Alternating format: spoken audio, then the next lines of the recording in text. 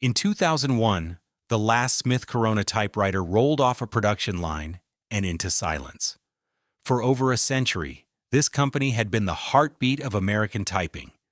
At its peak, Smith Corona employed thousands, operated factories that never slept, and put a typewriter on every desk, every dorm room, every newsroom in the country. The name was so universal people didn't say typewriter, they said Smith Corona. Then the personal computer arrived. And the company that had defined written communication for generations simply refused to believe the world had changed. By 2001, it was gone. Bankruptcy, liquidation, extinction. So how does a company that powerful just vanish? The story begins not with typewriters, but with guns. In 1878, in Syracuse, New York, Lyman, Wilbert, Monroe, and Hurlbut Smith were running a profitable little operation manufacturing shotguns and rifles. The L.C. Smith Company had carved out a respectable niche in the firearms business, turning out quality weapons for hunters and sportsmen across the Northeast. But Lyman Smith, the eldest brother and the driving force behind the family enterprise, had his eye on something else entirely. A strange new contraption showing up in offices and law firms across the country, a writing machine, a device that could put neat, uniform letters on paper faster than any human hand. The typewriter. Now, to understand why this mattered, you need to understand what the world looked like before typewriters existed. Every contract, every letter, every legal document, every piece of business correspondence in America was written by hand. Think about that for a second. Every single one. Law firms employed teams of clerks whose entire job was copying documents in longhand. Banks needed rows of men with good penmanship to process transactions. A single business letter could take 30 minutes to produce, and if you made a mistake near the end, you started over from scratch. The inefficiency was staggering, but nobody questioned it because there was no alternative. That was simply how the damn world worked. Then, in 1874, Remington started manufacturing the first commercially viable typewriter, designed by Christopher Latham Scholes. It was clunky, expensive, and the typist couldn't even see what they were typing because the keys struck the underside of the paper. But it worked. And suddenly, the possibility of mechanized writing became real. Offices that adopted the machines saw productivity explode. A skilled typist could produce documents 3 to 4 times faster than the best handwriter. The business case was undeniable. Lyman Smith saw the future in those early machines the same way a prospector sees gold in a river. He didn't just see a product, he saw an industry waiting to be dominated. In 1886, the Smith brothers made their move. They acquired the rights to a typewriter design and began manufacturing what would become the Smith Premier typewriter. The transition from guns to typewriters might sound bizarre, but it made perfect mechanical sense. Both products required precision metalwork, tight tolerances, and assembly expertise. The skills that built reliable firearms translated directly to building reliable typewriters. The Smith Premier hit the market and immediately made waves. It was a full keyboard machine, meaning it had a separate key for every uppercase and lowercase letter. That's 76 keys on the keyboard. A monster of a device that looked more like a small piano than a writing tool. But businesses loved it. Solid, reliable, fast. By the early 1890s, Smith Premier was one of the top typewriter brands in America, going head-to-head with Remington, Underwood, and Royal in a market expanding at a ferocious pace. But here's where it gets interesting. While the Smith brothers were building their empire in Syracuse, another company was taking shape that would become the other half of the Smith Corona story. In 1893, Frank Rose founded the Standard Typewriter Company in Groton, New York, a tiny town about 40 miles south of Syracuse.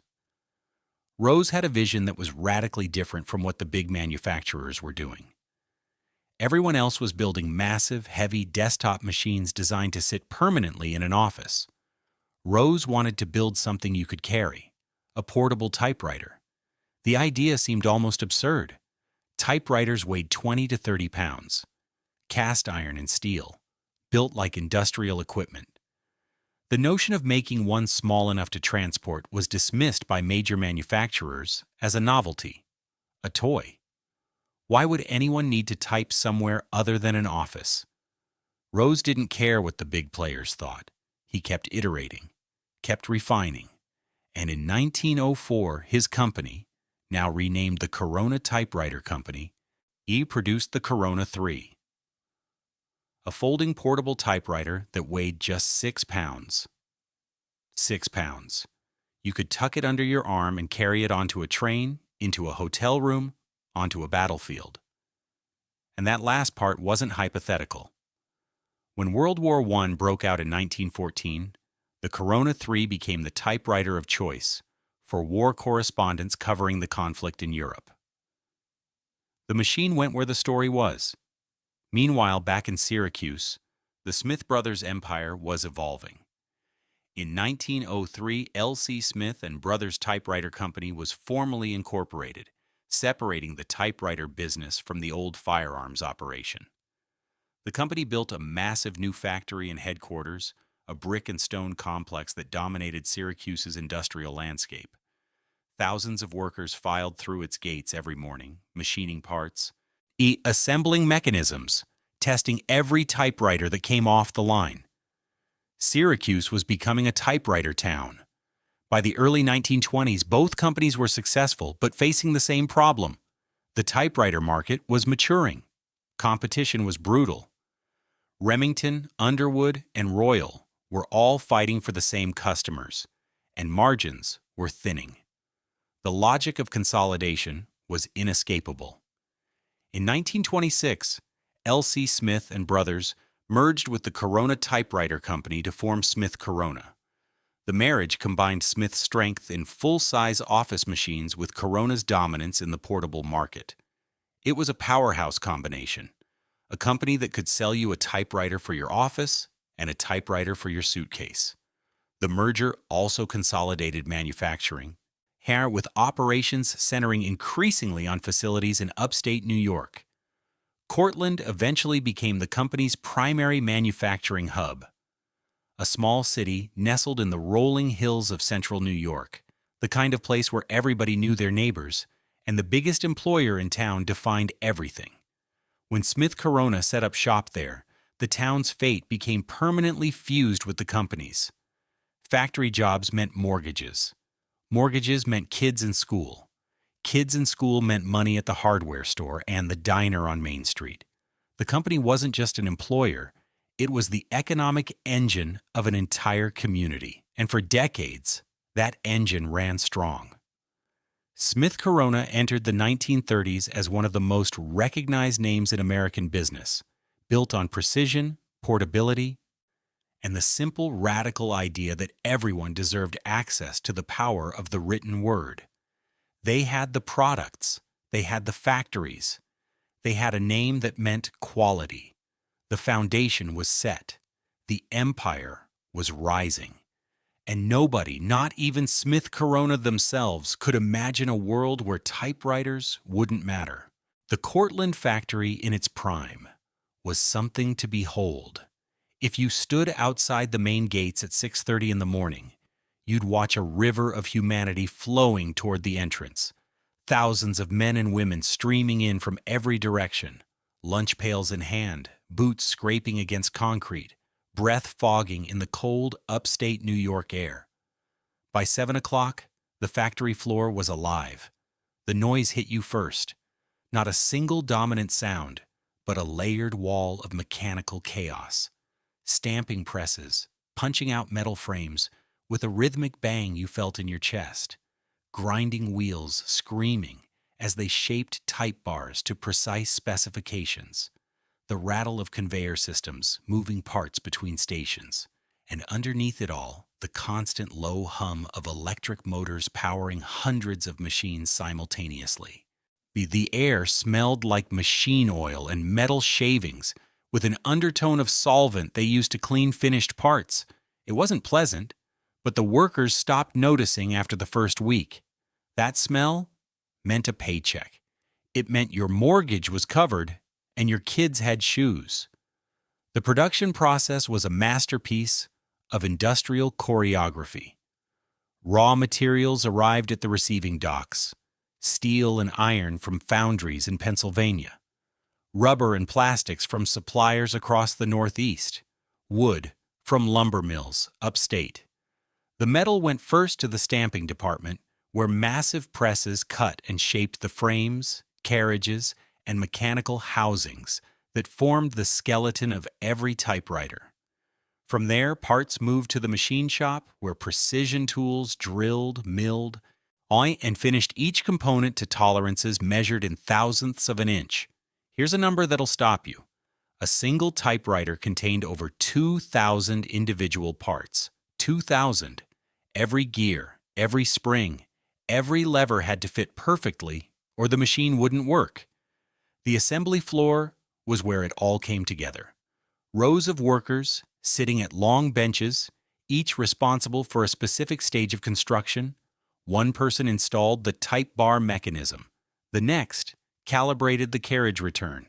Another tested the key tension, pressing each letter dozens of times to make sure the strike was consistent. Quality control wasn't a department. It was a culture. Every machine got tested before it left the building.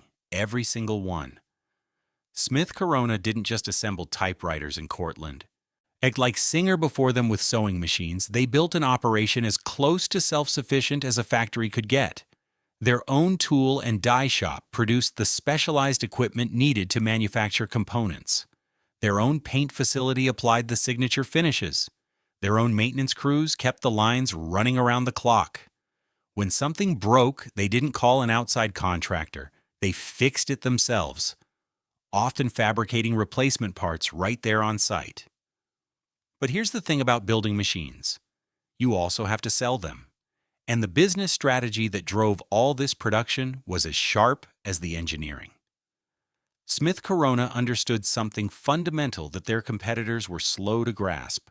Typewriters weren't just office equipment. They were personal tools. The big manufacturers like Remington and Underwood had spent decades focused almost exclusively on the corporate market, selling heavy desktop machines to businesses and government agencies. Smith Corona went after everybody else. Students heading off to college, writers and journalists who needed to work on the road, families who wanted their children to learn typing at home. They did it with a product line ranging from affordable basic models to premium machines with advanced features. The pricing strategy was crucial. A top-of-the-line office typewriter from Remington or IBM could cost several $100s, a serious investment in the 1940s and 1950s. Smith Corona's portable machines started at prices a middle-class family could actually afford. They ran advertisements showing young women typing letters at kitchen tables, our college students writing term papers in dorm rooms, travelers working on manuscripts in hotel rooms. The message was clear. You don't need a corner office to own a typewriter. You just need a Smith Corona. And it worked like gangbusters. The retail network was immense. Smith Corona machines showed up everywhere. Department stores, office supply shops, mail order catalogs, the massive retail chains reshaping American commerce. You could walk into a Sears or a Montgomery Ward and see Smith Corona portables displayed right alongside household appliances. The company also maintained authorized dealers and repair centers across the country. If your typewriter broke, you didn't throw it away. You took it to a Smith Corona service center where a trained technician fixed it, often while you waited. That kind of support built loyalty that lasted generations. Then came World War II, and everything pivoted. When the United States entered the war in December 1941, the government mobilized American industry for military production. Smith Corona received orders to convert. The typewriter lines slowed. then stopped entirely as the company retooled for military contracts.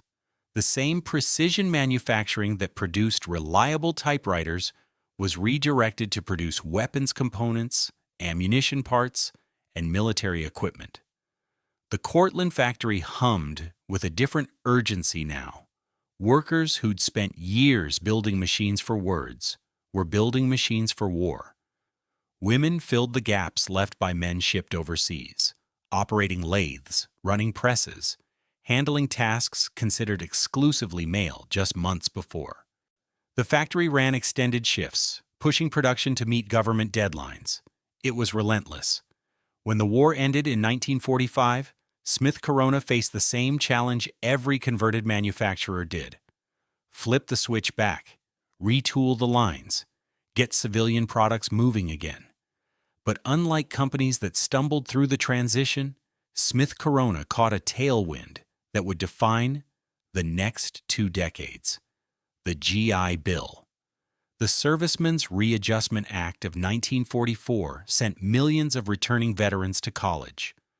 Between 1945 and 1956, nearly 8 million veterans used the GI Bill to pursue higher education, and every single one of them needed to type their papers, their theses, their applications. College enrollment nearly doubled. Dormitories overflowed, and on desks and nightstands in those dorms sat portable typewriters. On Smith Corona portables. The timing was perfect. Smith Corona had the product, the price point, and the distribution network to capture this massive wave. Sales exploded. The Cortland factory ramped production to levels it had never hit before. By the early 1950s, Smith Corona was the best-selling portable typewriter brand in America. Not just competitive, dominant.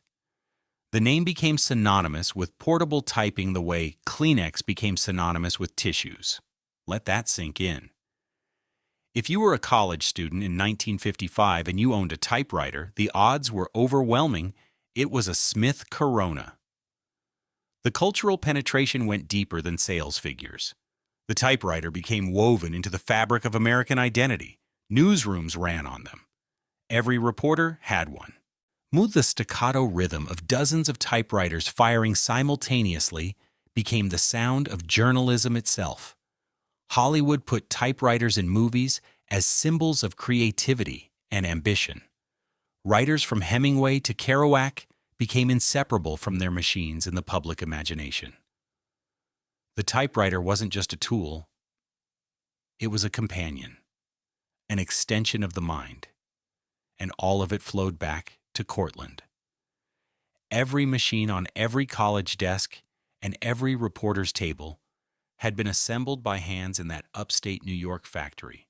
The town thrived, property values climbed, schools expanded, restaurants and shops multiplied along Main Street. Smith Corona didn't just employ Cortland, it animated the entire community, gave it purpose and prosperity and a sense of permanence. People assumed it would last forever. Their fathers had worked at the factory. They worked at the factory. Their sons and daughters would work at the factory. That was the deal. That was the future. Except it wasn't. Because somewhere in a garage, in California, and a lab in Massachusetts, people were building machines that would make the typewriter as obsolete as the horse and buggy. The clock was already ticking. Smith Corona just couldn't hear it yet. The 1950s and 1960s were Smith Corona's golden age. And if you lived through it, you'd swear the company would outlast the pyramids. The numbers were staggering. By the mid-1950s, Smith Corona was selling over 1 million typewriters per year worldwide. 1 million. The Cortland factory alone employed more than 3,000 workers at its peak, making it by far the largest employer in Cortland County.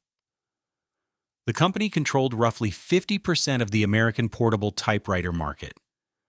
Think about that. Half of every portable typewriter sold in the United States had Smith Corona stamped on it. That's not just dominance. That's ownership. But the cultural impact dwarfed even those numbers. The typewriter had become embedded in American life in ways that went far beyond utility. It was a rite of passage. When a kid graduated high school and headed off to college, one of the first things their parents bought them was a Smith Corona portable.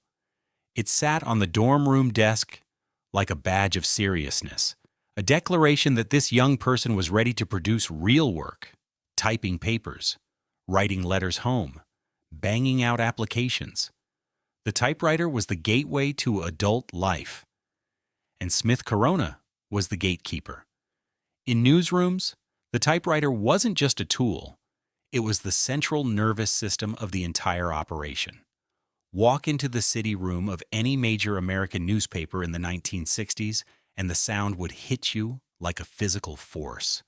Dozens, sometimes hundreds of typewriters hammering simultaneously. The staccato percussion of keys striking platens through ribbons and carbon paper. Reporters hunched over their machines, with cigarettes burning in ashtrays, coffee growing cold beside stacks of copy paper. Every breaking story, every editorial, every column passed through those keys before it reached the printing press. That was the sound of journalism. And Smith Corona built the instruments that made it. Secretaries occupied a different but equally vital relationship with the machine. In mid-century corporate America, the secretary was the human engine of business communication. Every memo, every contract, every piece of correspondence was typed by hand, and the speed and accuracy of that typing determined the pace of commerce itself. Companies hired based on words per minute. Typing schools flourished across the country, training young women to operate machines at speeds that seem almost superhuman today. 70, 80, 90 words per minute. Hour after hour, near perfect accuracy. These women were skilled professionals, even if the culture rarely acknowledged them as such. The literary world had its own obsession. Writers didn't just use typewriters, they fetishized them. Jack Kerouac famously typed the manuscript of On the Road on a continuous roll of paper, so he wouldn't have to stop and reload sheets. Tennessee Williams traveled with his portable everywhere, writing in hotel rooms across the world. Sylvia Plath typed her poems with a furious intensity that friends said they could hear through walls. The typewriter gave writing a physical dimension, a tactile quality that connected mind to page through the mechanical violence of keys striking paper. Every word made a sound. Every sentence had a rhythm. The machine made writing feel like construction, like building something real. For the factory workers in Cortland, this cultural significance translated into something more tangible: pride. They weren't just assembling machines on a production line. They were building the instruments that journalists use to hold power accountable, that writers used to create literature, that students used to launch careers. There was dignity in that work, a sense that what you did with your hands every day mattered to the world beyond the factory walls. But the work itself was demanding. Production quotas were real and enforced. Supervisors walked the floor constantly, monitoring output, checking quality, pushing workers to maintain speed without sacrificing precision. A typewriter with a misaligned type bar or a sticky key would get caught in quality control and sent back down the line. Lost time. He lost wages. The pressure was relentless. Pay was decent by the standards of upstate New York manufacturing, but nobody was getting rich. Union representation through the International Union of Electrical Workers provided protection. Wages negotiated through collective bargaining. Health insurance. Pension contributions. Paid vacation. These weren't luxuries in Cortland. They were the baseline, the minimum that a company pulling in hundreds of millions owed the people who actually made the product. But here's the problem nobody wanted to talk about. Cortland was a one-company town. Smith Corona wasn't just the biggest employer, it was the economy. When the factory ran overtime, the restaurants filled up. When the factory laid off a shift, the whole town felt it. Every mortgage, every car payment, Every kid's college fund was connected by invisible threads to the production lines inside that building. The diversification that might have protected the community simply didn't exist. Cortland had put all its eggs in one basket, and that basket was a typewriter company. This dependence created a strange psychology. Workers and their families felt secure on the surface. Smith Corona had been there for decades. It was a fixture, as permanent as the hills surrounding the town. But underneath that security hummed an unspoken anxiety. What if something changed? What if the company left? What if the product stopped selling? People pushed those thoughts away because the alternative was too frightening. The factory was there. The jobs were there. The paychecks kept coming. That was enough. It had to be. Meanwhile, in the executive offices, the management was basking in the glow of dominance. The company was profitable. Market share was commanding. The brand was iconic. Leadership operated with the serene confidence of people who believed they'd built something permanent. And why wouldn't they? The typewriter had been the primary tool of written communication for nearly a century. It survived 2 world wars, a depression, every disruption thrown at it. The electric typewriter, introduced in the 1950s, hadn't killed the industry. It expanded it. Smith Corona adapted smoothly, adding electric models alongside traditional manuals. So when rumors began circulating in the late 1970s about a new kind of machine, a personal computer that could process words on a screen and print them on paper, the reaction inside Smith Corona's leadership was dismissive. Computers were for scientists and accountants. Room-sized monstrosities costing hundreds of thousands of dollars. The idea that ordinary people would want one in their home seemed laughable. The idea that it could replace a typewriter? Absurd. In 1977, Apple released the Apple II. In 1981, IBM launched the IBM personal computer. These weren't mainframes crammed into closets. They were desktop machines that could sit where a typewriter sat, and they could do everything a typewriter did, plus 1,000 things a typewriter couldn't. Edit before printing, save documents, copy, cut, paste, reformat, spell check. The advantages were so overwhelming that anyone who actually used a word processor on a personal computer immediately understood the typewriter was finished. But here's the thing about denial. It doesn't require ignorance. Smith Corona's executives weren't stupid. They could see the personal computer emerging. They read the trade journals. They attended the conferences. They watched IBM and Apple selling machines in volumes that doubled every year. They had all the information they needed. They just chose not to believe it. Because believing it meant accepting that their entire business, their factories, their workforce, their century of expertise was built on a product about to become worthless. That was a truth too devastating to face. So they looked the other way. They pointed to sales figures that hadn't collapsed yet. They told themselves computers were too expensive, too complicated, too unreliable for ordinary consumers. They were wrong.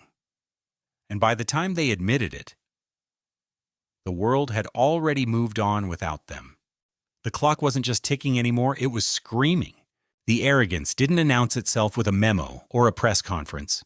It crept in quietly, woven into every boardroom conversation, every strategic planning session, every dismissive remark from executives who'd spent their careers in a world where the typewriter was king. You have to understand the mindset. These were men who'd watched Smith Corona dominate for decades. They'd seen competitors come and go. They'd survived wars, recessions, strikes, every challenge the market threw at them. In their experience, the typewriter always endured. It adapted. Manual became electric. Desktop became portable. The machine evolved, but it never disappeared. So when the personal computer showed up, the instinct wasn't panic. It was contempt. There's a particular kind of blindness that afflicts successful organizations. And it's not the blindness of ignorance. It's the blindness of expertise. Smith Corona's leadership knew typewriters better than anyone on the planet. They understood the mechanics, the manufacturing, the market, the customer. That deep knowledge, their greatest asset for 100 years, became the very thing that blinded them. When you've spent your entire career mastering one paradigm, the emergence of a completely different paradigm doesn't look like opportunity. It looks like noise. It looks like a fad. It looks like something that doesn't apply to you. The numbers told a story that management refused to read. In 1980, annual personal computer sales in the United States were roughly 724,000 units. By 1983, that number had exploded to over 6 million. By 1985, more than 10 million personal computers were being sold every year in America alone. Let that sink in. Each one came with word processing capability. Each one could do everything a typewriter did, faster, cleaner. With the ability to save and edit documents that would have required retyping from scratch on a traditional machine. The math was brutal. Every personal computer sold was one less typewriter needed. Meanwhile, Smith Corona's typewriter sales were softening. Not collapsing yet, not in the early 1980s, but the growth had stopped. The trajectory had flattened. Unit sales that had climbed steadily for decades were plateauing, and in some categories beginning to slip. A competent analyst looking at the data would have sounded alarms. But inside Smith Corona, the softening was explained away. Temporary dip, sluggish economy, and cautious consumers. The underlying demand is still there. They told themselves stories that felt true, because admitting the alternative was unthinkable. Smith Corona's first real response to the computer threat came not with innovation, but with a half measure that perfectly captured their inability to commit. In the mid-1980s, they introduced electronic typewriters with limited memory and small display screens. These machines could store a line or two of text, letting the typist preview before committing to paper. Sounds impressive, right? Except compared to a personal computer running WordPerfect or Microsoft Word, it was like strapping a flashlight to a horse and calling it a car. Then came the word processor. Smith Corona poured significant resources into standalone word processing machines, dedicated devices with screens, keyboards, line and built-in printers occupying an awkward middle ground between typewriters and computers. The logic seemed sound. Customers who found computers intimidating but wanted more capability than a basic typewriter would find the word processor appealing. The safe choice, the familiar choice. Here's the problem. The word processor was a product designed for a market shrinking by the month. Every year, personal computers got cheaper, more powerful, easier to use. The learning curve that had once been a legitimate barrier was flattening as software became intuitive and schools began teaching computer literacy.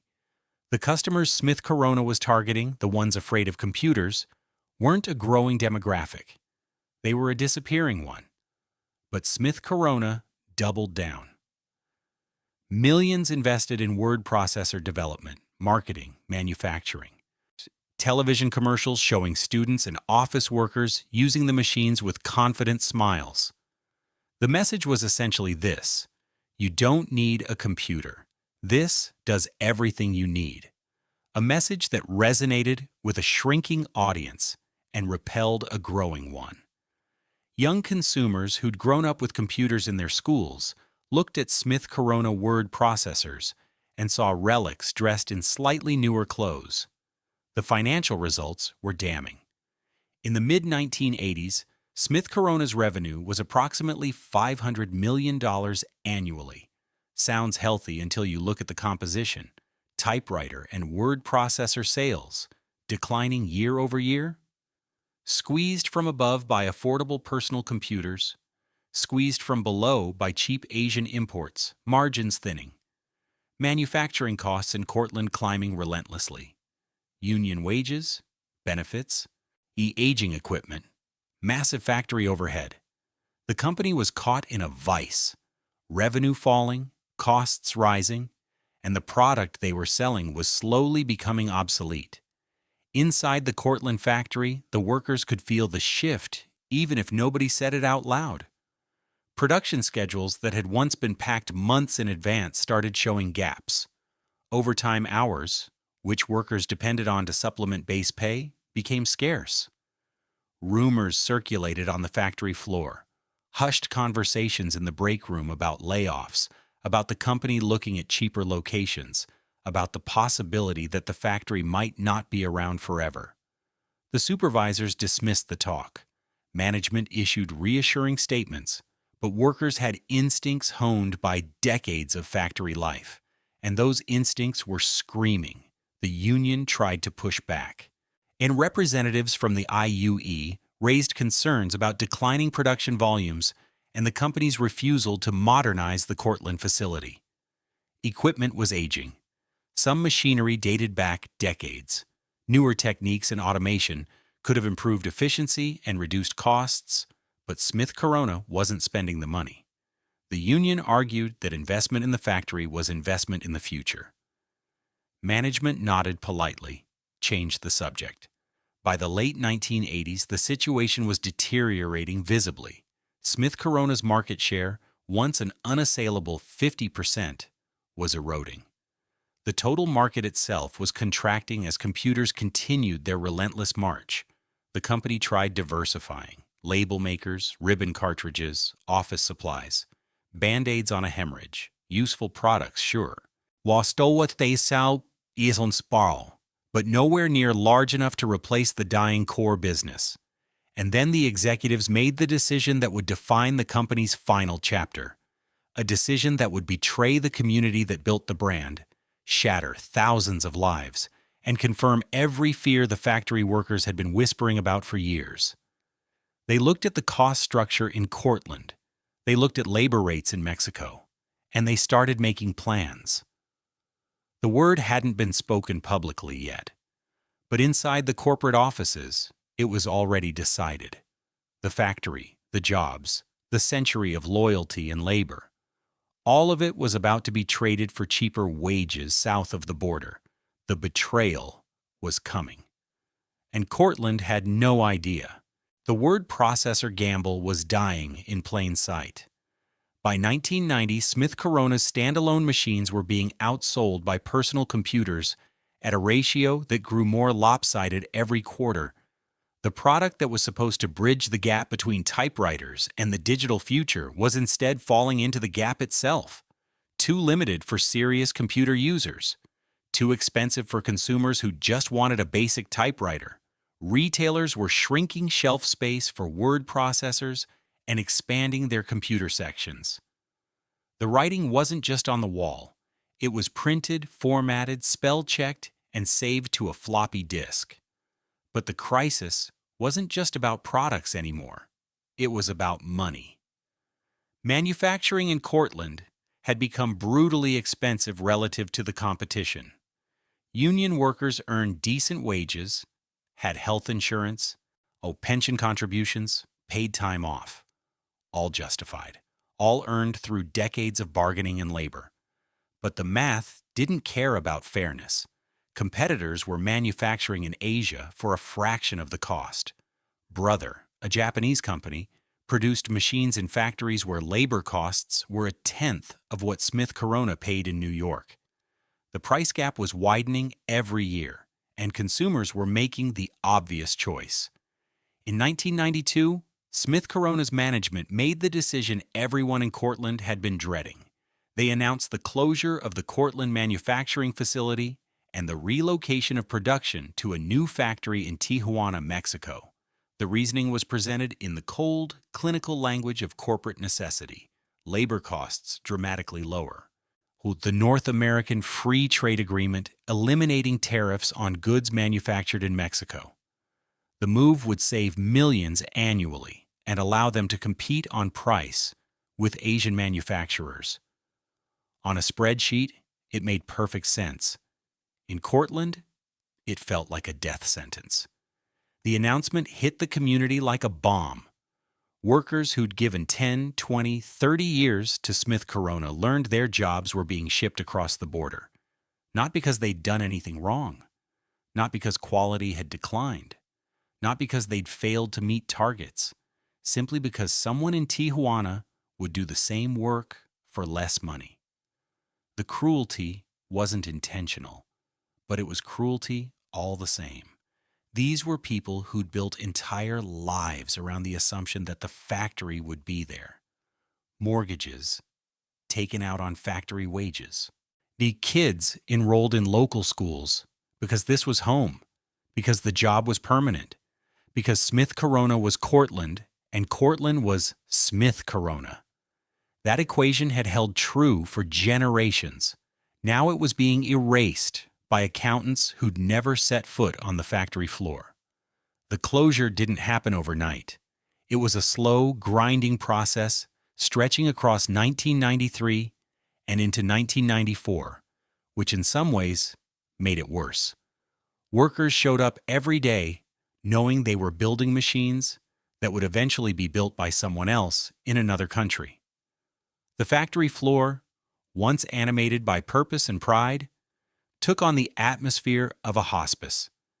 People went through the motions. They did their jobs because that's what you do. But the energy was gone. The future was gone. Some workers found other employment in the area, but options were scarce. Cortland wasn't overflowing with manufacturing jobs.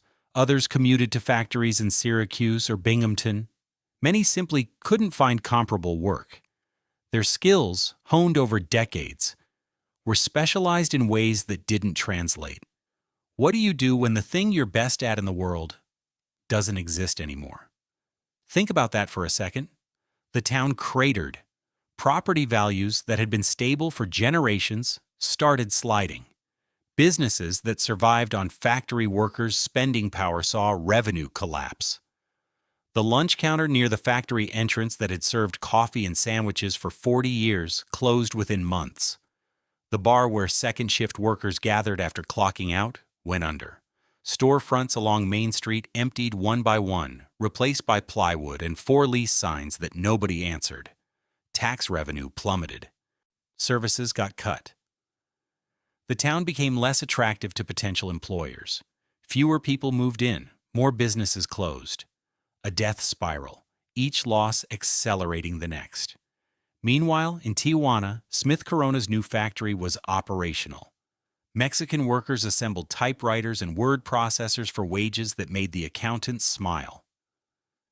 But here's the kicker. The savings couldn't solve the fundamental problem. The product was still dying. Moving production to Mexico reduced costs, but didn't create demand. People weren't avoiding Smith Corona because the machines cost too much. They were avoiding typewriters because they had computers. The Mexico move was like performing surgery on a patient who needed a completely different organ. Technically precise, strategically pointless. And then came the final desperate lunge. In the early 1990s, alongside the Mexico move, Smith Corona attempted to enter the personal computer market. They launched a line of desktop computers under the Smith Corona brand, hoping to leverage name recognition and retail relationships against established PC manufacturers. Think about that for a second.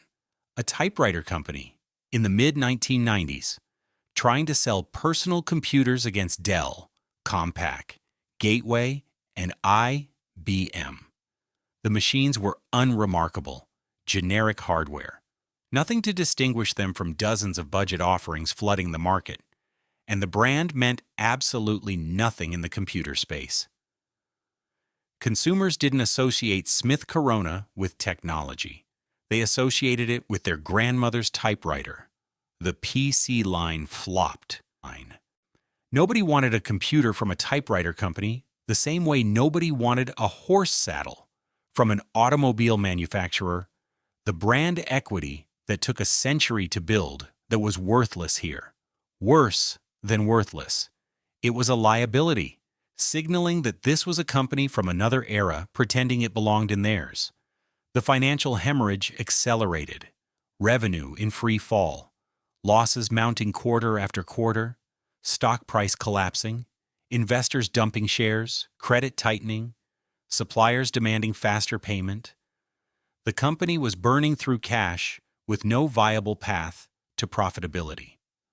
On July 5, 1995, Smith Corona filed for Chapter 11 bankruptcy protection. 109 years after the Smith brothers started building typewriters in Syracuse, the company formally admitted it could no longer pay its debts, assets of approximately $234 million against liabilities of roughly $289 million. The numbers were stark. The company owed more than it was worth. Chapter 11 was supposed to be a lifeline. Restructure, shed debt, emerge leaner, and for a brief moment, it seemed to work. Smith Corona reorganized, stumbled back into operation, but the restructuring didn't change market reality. Typewriters still dying, word processors already dead, the PC line a failure, no product, no strategy, no amount of cost-cutting could resurrect a company whose core product had been made obsolete. The restructuring bought time. It didn't buy a future. Smith Corona lurched into the late 1990s, like a boxer knocked down 7 times who keeps getting up. Not because he can win, because he doesn't know how to quit. The end came not with a single blow, but with the slow, exhausted collapse of a body that had been bleeding for years. After the 1995 restructuring, Smith Corona staggered through the late 1990s, producing typewriters and word processors at volumes unrecognizable to anyone who'd worked the Cortland lines during the golden years. Production was a fraction of what it had been. The workforce gutted. Manufacturing scattered between Tijuana and a handful of smaller operations. The company that once employed thousands and sold 1 million machines a year was now a skeleton, held together by contractual obligations and the stubborn refusal of a few remaining executives to admit the patient was already dead. By 2000, the numbers were terminal. Typewriter sales across the entire industry had collapsed to a tiny sliver of their peak. You could walk into a Best Buy or an Office Depot and not find a single typewriter on the shelves. The display space that once showcased Smith Corona's latest models now held inkjet printers and desktop computers. An entire generation was growing up without ever touching a typewriter. The clatter of type bars striking a platen, the ding of the carriage return bell, the satisfying zip of the carriage sliding back into position. These sounds that had defined offices and homes for a century were vanishing from daily life. The typewriter wasn't just declining, it was going extinct. In 2001, Smith Corona filed for bankruptcy again. This time, Chapter 7. Not reorganization, liquidation. The company wasn't being restructured, it was being dissolved. Assets sold, debts settled, as far as possible. Whatever remained of the corporate entity would cease to exist. 115 years of continuous operation ended with a legal filing in a bankruptcy court. The name Smith Corona, once printed on millions of machines across the globe, reduced to a line item on a liquidation schedule, gone. The physical aftermath in Cortland was devastating and slow. The factory that had been the beating heart of the community for decades sat empty. Machines that had stamped and milled and assembled typewriters by the thousands went silent. Some equipment was auctioned to scrap dealers, some abandoned in place, too costly to move, too worthless to sell. The buildings themselves began the long decay that afflicts every abandoned factory. Roofs leaked, windows shattered, weeds pushed through concrete. Parking lots that had once been packed with workers' cars every morning became empty expanses of crumbling asphalt. Picture that. A factory that once roared with the sound of thousands of machines and thousands of voices, now silent except for rain dripping through holes in the roof and wind rattling broken glass. The environmental legacy was quieter, but no less damaging. Decades of manufacturing had scarred the site. Solvents from cleaning and finishing operations seeped into soil, Machine oils and lubricants contaminated ground around the buildings. The worst damage was underground and invisible, seeping slowly through soil into groundwater. Cleanup would be expensive, prolonged, and necessary before anyone could redevelop the property. Land that had once been Smith Corona's most valuable asset became a liability. Years, a contaminated parcel requiring remediation before a single new foundation could be poured. For the workers who'd lost their jobs, the years following closure were a study in human cost.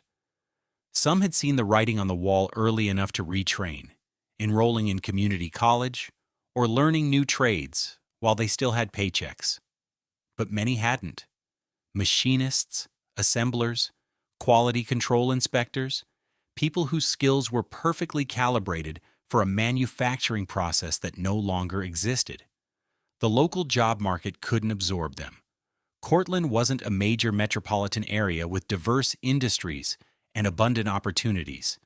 It was a small upstate city that had just lost its anchor. Unemployment spiked. Families that had been solidly middle class found themselves struggling.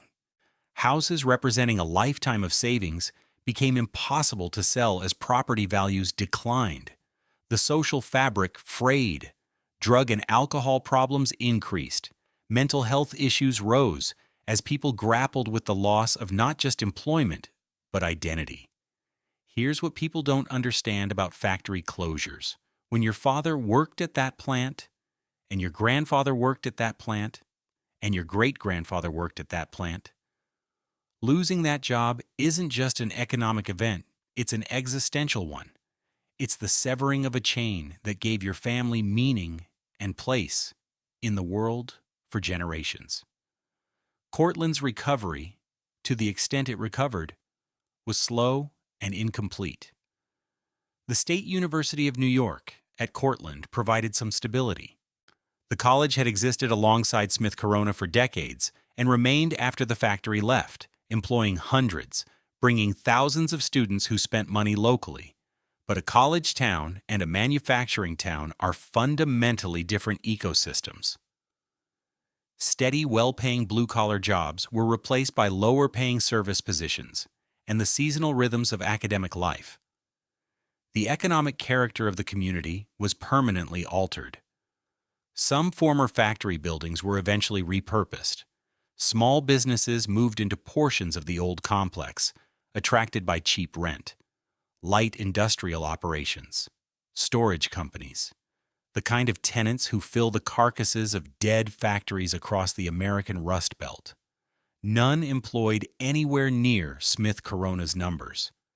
None generated comparable economic activity. They were occupants, not replacements, bodies in a building that still echoed with the memory of what it used to be. The broader pattern was familiar. From the steel mills of Pittsburgh to the auto plants of Detroit to the textile factories of the Carolinas, the story repeated with grim consistency. A dominant manufacturer, a dependent community, a technological disruption, a failure to adapt, a closure, a collapse. Cortland was one chapter in a much larger American story. One more town left holding the bill after the company that built it decided to leave. But the specific tragedy of Smith Corona was the clarity of the warning. This wasn't a case where the threat came from nowhere. The personal computer didn't appear overnight. It emerged gradually, over more than a decade, with each year's sales numbers screaming louder than the last. And Smith Corona had more than enough time to respond, to pivot, to invest in genuine computing technology, to acquire a software company, to partner with a PC manufacturer, to do anything other than what they did, which was cling to a dying product while making cosmetic improvements that fooled nobody. The time they had was a gift. They wasted every second of it. And Cortland paid the price. So what's left of Smith Corona today? The name exists. Technically, after the 2001 liquidation, the brand was acquired and passed between corporate entities the way dead brands always are, purchased not for what they can create, but for whatever residual recognition lingers in the minds of consumers old enough to remember. The Smith Corona name currently belongs to a company that sells thermal labels, ink ribbons, and labeling supplies. Let that sink in. The brand that once defined portable typing in America, that sat on the desks of Hemingway and Kerouac and a million college freshmen, now appears on boxes of shipping labels sold through Amazon. No factory in Cortland, no assembly lines, no workers testing key tension or calibrating carriage returns. The connection between the name on the product and the century of heritage behind it is purely legal, a trademark registration that allows someone to print familiar letters on packaging. The soul of the brand died long before the name was sold. If you drive through Cortland today, you can still feel the absence. The town hasn't collapsed entirely. It has the university, small businesses, the resilience of a community that refuse to simply disappear. But the shape of the place is different now. The steady prosperity that came from thousands of well-paying factory jobs has been replaced by something more fragile, more uneven. Old factory buildings partially repurposed, partially demolished, partially left standing as silent monuments. The economic vitality Smith Corona brought for the better part of a century hasn't been replicated by any single employer since. It may never be. The typewriter itself occupies a strange place in contemporary culture. It's become a hipster artifact, a retro curiosity showing up in vintage shops and on the desks of Brooklyn writers who use them more as aesthetic statements than practical tools. There's a small community of enthusiasts who collect, restore, and actually use these machines, drawn by the tactile experience and the analog satisfaction of pressing a key and watching a letter appear through pure mechanical force. Smith Corona portables are among the most sought-after machines in this niche market, prized for build quality and cultural significance. But let's be honest about what this is. It's nostalgia. It's hobbyism. It's not a market. The typewriter is as dead as a commercial product as the telegraph or the horse-drawn carriage. Its revival exists entirely in the realm of sentiment. Now for the lessons, because this isn't just a story about typewriters. It's a blueprint for extinction, and the lessons are so damn clear they practically shout from the ruins. Lesson 1. Innovate or die. And innovation means more than strapping a screen onto yesterday's machine. Smith Corona saw the personal computer revolution coming. They had years of warning, a full decade of exponentially growing PC sales, of word processing software getting cheaper and more powerful, of their own customers migrating to digital technology. Their response was to build a word processor that was neither typewriter nor computer and satisfied nobody. That's not innovation. That's decoration. Real innovation would have meant acknowledging their core product was dying and investing seriously in the technology replacing it. Not a half-hearted PC line slapped together at the last minute, but a genuine committed pivot executed while they still had resources and market position. They had engineering talent, manufacturing expertise, brand recognition, retail distribution. What they lacked was the courage to cannibalize their own product before someone else did it for them. That cowardice killed them. Lesson 2. Don't confuse your product with your purpose. Smith Corona thought they were in the typewriter business. They were wrong. They were in the business of helping people put words on a page. The typewriter was simply the tool. If they defined themselves by purpose rather than product, the transition to digital would have been natural. They'd have seen the personal computer not as a threat, but as the next evolution of their core mission. Instead, they defined themselves so narrowly that when the product died, the company died with it. Same mistake Kodak made with film. Same mistake Blockbuster made with rental stores. Same mistake every company makes when it falls in love with its product instead of its customer's need. Lesson 3.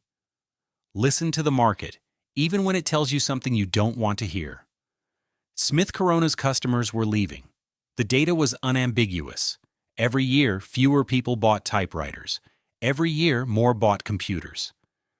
The trajectory was a straight line aimed at extinction, visible to anyone willing to look. But leadership didn't want to look. They wanted to believe the market would stabilize, that brand loyalty would protect them, that there would always be enough people who preferred paper. They mistook their own wishes for market reality. Here's the brutal truth. Markets don't care about your feelings. They don't care about your heritage or your brand equity or how many years you've been in business. They move. And if you're not moving with them, you're standing still while the ground disappears beneath your feet. Lesson 4. Legacy is about more than what you built. It's about what you left behind. Smith Corona operated in Cortland for decades. Generations depended on that factory. The company didn't just employ people, it structured their lives, their identities, their understanding of what the future held. When the company left, it left a hole that took decades to partially fill and in some ways never healed. Contaminated land, vanished jobs, a devastated community. A responsible company understands that obligations extend beyond earnings reports. The people who build your products, the towns that house your factories, the environments you impact. These aren't externalities. They're stakeholders who deserve consideration when the hard decisions come. Smith Corona didn't just fail as a business. It failed as a neighbor. Here's the final truth, and it's the one that echoes loudest. Technology is not a foundation, it's a wave. You can ride it for decades, even a century. But every wave breaks. The typewriter rode longer than most. From the 1870s to the 1990s, it transformed business, journalism, literature, education, and the daily lives of hundreds of millions. Smith Corona rode that wave better than almost anyone. And then it broke. The personal computer wasn't a better typewriter, it was a fundamentally different technology that made the typewriter irrelevant. No word processor, no electronic display, no cosmetic redesign could change that fact. The wave had broken. There was nothing left to ride.